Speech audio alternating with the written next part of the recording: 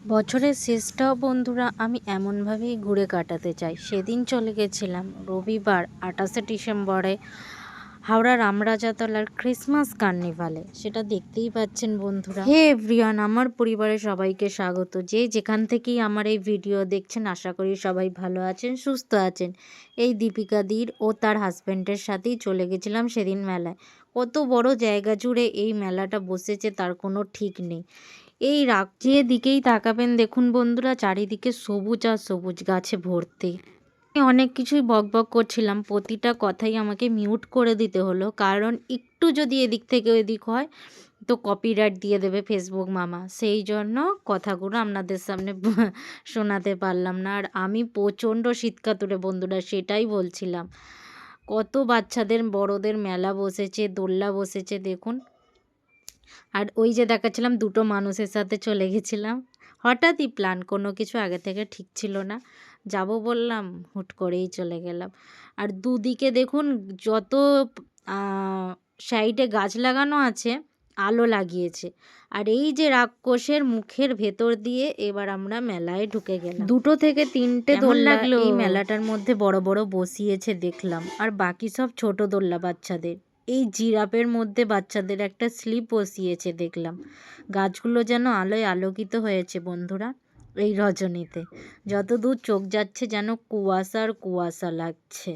ভীষণই ঠান্ডা পড়েছে বন্ধুরা। কে কে এই মেলাতে গিয়েছেন আমাকে জানাতে কিন্তু কমেন্টে ভুলবেন না বন্ধুরা আপনারা।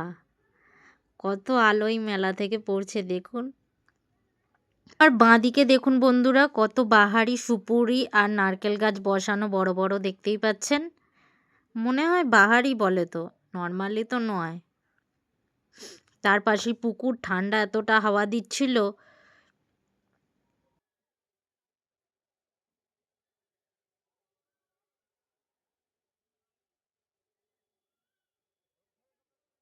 এত সুন্দরভাবে এডিট করে আপনাদের সামনে তুলে ধরার চেষ্টা করি আমি। তারপরও যদি একটা লাইক কমেন্ট না করেন বন্ধুরা আপনারা, তাহলে তো আমার খাটনিটাই বৃথা যায় বলুন। কত মকটেলের কাউন্টারও বসিয়েছে এই ঠান্ডার মধ্যে। আমি জানেন বন্ধুরা, একটা মাথার ওই যে ট্রেন্ডিং টুপিগুলো দাম করলাম 300 টাকা বলেছে। বাবা গো, আমার মাথায় থাক, দরকার নেই, কিনিনি। মাথার ওপর দিয়েও হাঁটছিলাম যখন বন্ধুরা, তখন কি সুন্দরভাবে সারি সারি লাইটগুলো লাগিয়েছে না, আরও যেন চারিদিকটা খুব খুলে উঠেছে। আর এদিকে হচ্ছে বাচ্চাদের নৃত্য পরিবেশন হচ্ছিল। ওই যে গান দিতে পারলাম না কপিরাইটের ভয়ে। একটা মনে আছে আমি যখন এডিট করতে বসেছি, কি খেজুর গাছে হাঁড়ি বাঁধো নাকি এরকম একটা সামথিং গান চলছিল। আর কত সবার মুখ দেখুন আমার ভিডিওতে চলে এসেছে। যদি আপনাদের কাছে ভিডিওগুলো পৌঁছায়, তো বন্ধুরা বুটিকের স্টলও বসেছে এই মেলাটার মধ্যে। একটা আকর্ষণীয় জিনিস দেখাচ্ছি, ছোট হলেও খুব সুন্দর, কিন্তু একটা ছোট শিব ঠাকুরের মন্দির দেখুন। মেলাটাকে পুরো আরও আকর্ষণীয় করে তুলেছে। ব্যাগের কালেকশন আছে এদিকে, সোয়েটার নাইটির কালেকশনও আছে বুটিকের স্টলে যা যা বসে। আর এতটাই আকাশ ছোঁয়া দাম বুটিকের জিনিস, যা হাত দেওয়াটাই ঠিক আছে, নেওয়াটা উচিত না। এদিকে চীনামাটির স্টল বসিয়েছে যারা ঘর সাজাতে ভালোবাসে। এই মেলাটা ঘুরে আমার একটা জিনিসই ভালো লেগেছে, কোনো টিকিট কাটতে হবে না, জনসাধারণের জন্য পুরো খোলা। তাই যারা এখনও এই মেলাতে আসেননি একবার ঘুরে যেতে পারেন, আশা করি নিশ্চয়ই আপনাদের ভালো লাগবে। এবার চলে এলাম সোনাঝুরির হাটে। শান্তিনিকেতনে যেরকম বসে না সোনাঝুরির হাট, সেই রকম মনে হয়।